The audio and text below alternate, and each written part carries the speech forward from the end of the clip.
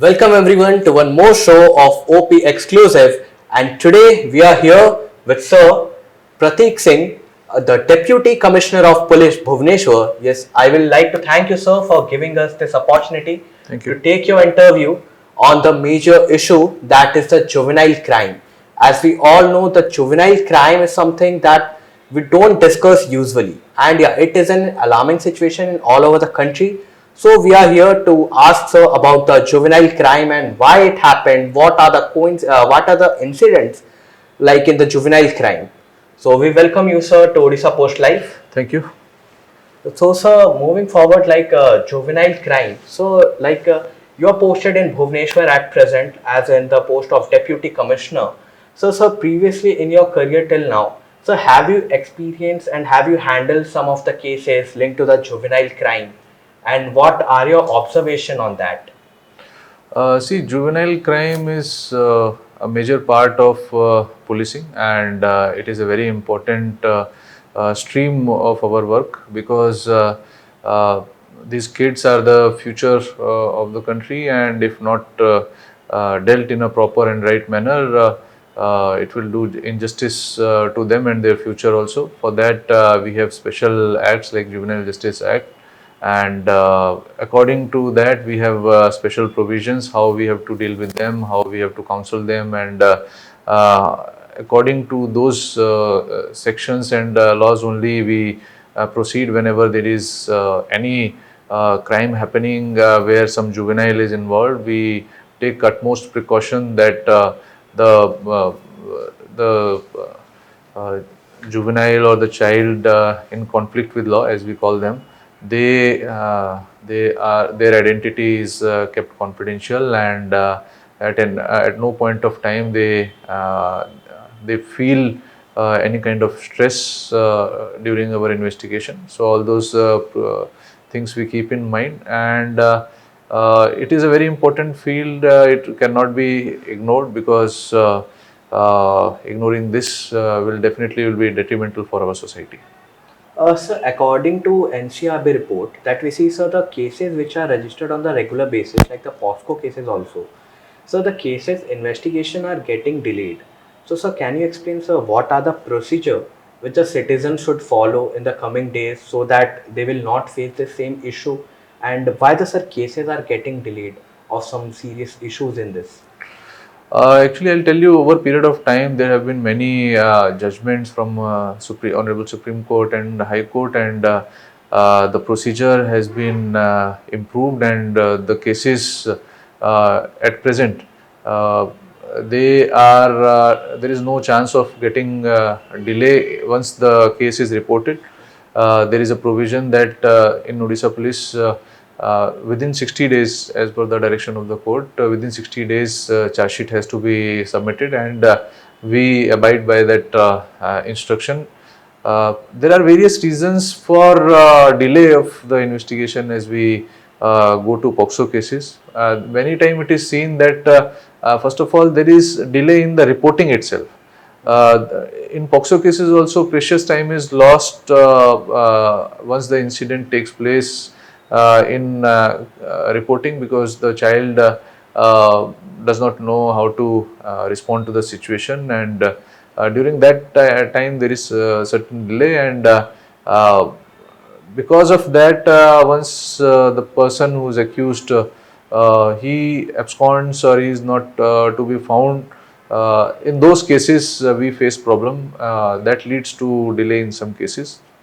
Other than that, in procedural part in our investigation, there is no such delay. During prosecution also, fast track court is established in every district, where the cases related to POXO crime are taken very seriously, and they are taken on a fast track manner. Regularly, there are meetings in the court to decide compensation also. That is done twice monthly in such cases.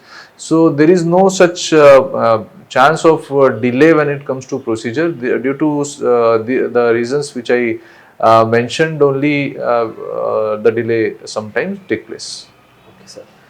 So moving forward, cases like the children care unit where the accused were kept. in the minor cases, like in the juvenile cases.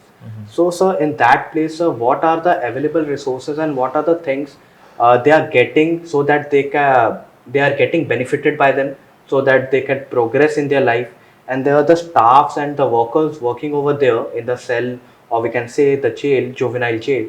So there are the police verifications of all those things and the background check and the proper, like we can say, the proper check is being kept on those people, how they are treating the juvenile minor crime, like Definitely, there is a proper system in place for that, and there are juvenile care homes, and in those places they run more on the principle of correction and rehabilitation of the juvenile whenever someone is found getting involved in some wrongful activity. There is Juvenile Justice Board in front of whom we present the juvenile whenever they are found, and then they take mostly the most lenient view, and the view which will lead to their correction and again rehabilitation into the society. And those care homes also, their proper verification is done, and time to time police teams and the administration, they also keep on visiting to check their functioning. so the regular check is being kept, like is there any time span, like in within a month there will be a check for those cells, or See, there are regular checks, and randomly also they can be observed and seen. So that is completely decided by the board itself. okay. So moving forward, so the NCRB data says the total number of criminal cases in Odisha that is registered, the 9.3% of cases from total criminal cases is done by the juvenile crimes. So it is an alarming state because if we compare to a neighboring state, it is quite high. So sir, like on to that, what are your views and what administration is doing for this regards?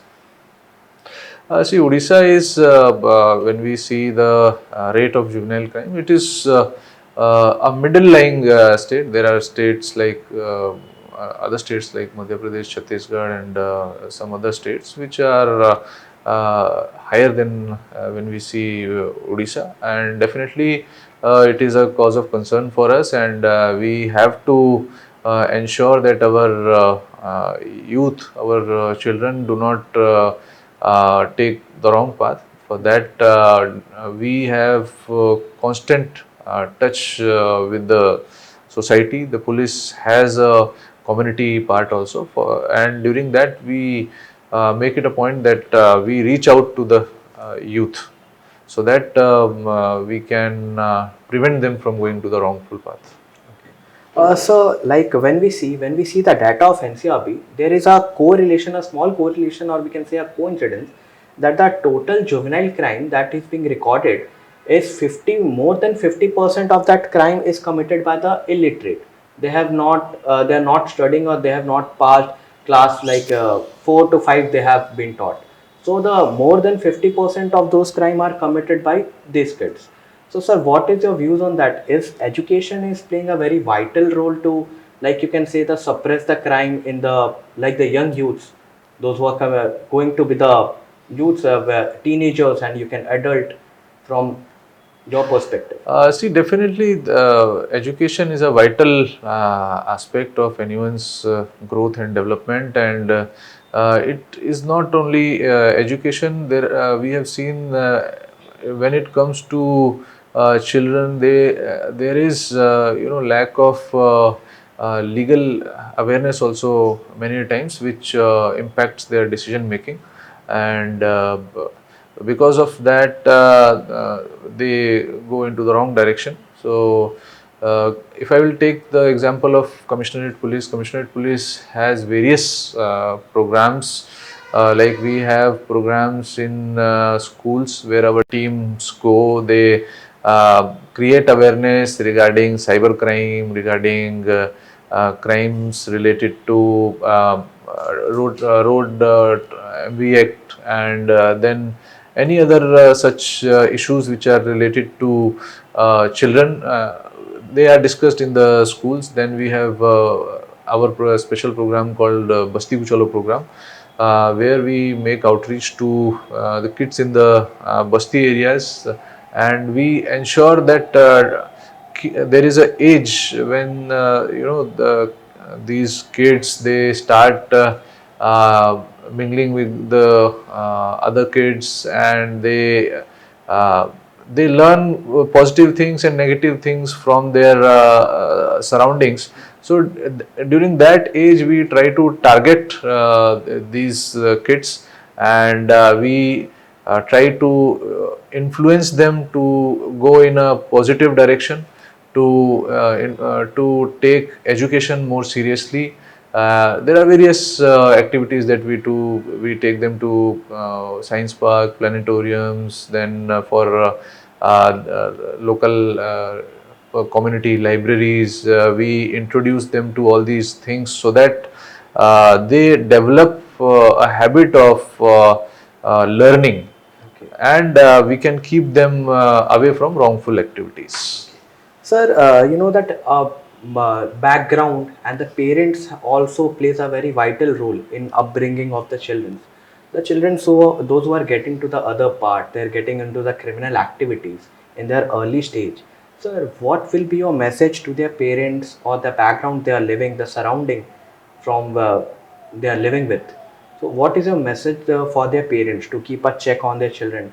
If the children are on going to some other track, whom to report and how to take help from administration or any sort of organization so that they can save their children's life. See, every parent wants their child to go in the right direction, and they want their children to study, to become a good human being. So we cannot say that there is any fault in the intention of parents. It is all about the surroundings and the opportunities they get. For that, from all the agencies, like from education department, from the local municipality, and police, everyone is working hard to give them a positive environment. We are reaching out to them, we are reaching out to children. Parks are being created, some physical activity areas are being created, then good schools and education system is coming up. Definitely it is a slow process and it takes time, and things are improving. And as we become more aware, the children get good opportunities, definitely the juvenile crime rates will decrease. Thank you so much, sir, for giving us your time. Thank you so much. So, as you heard that juvenile crimes it at an alarming stage, but it can decrease very soon. The vital points are the proper education, the proper relief and leisure period to the students, and the good upbringing of all the children in their early stage. If the procedures are being followed for more time and for the more years, and yeah, it is positive that sir has told that yeah, positive results can be seen and you can see the decrease in the juvenile crime.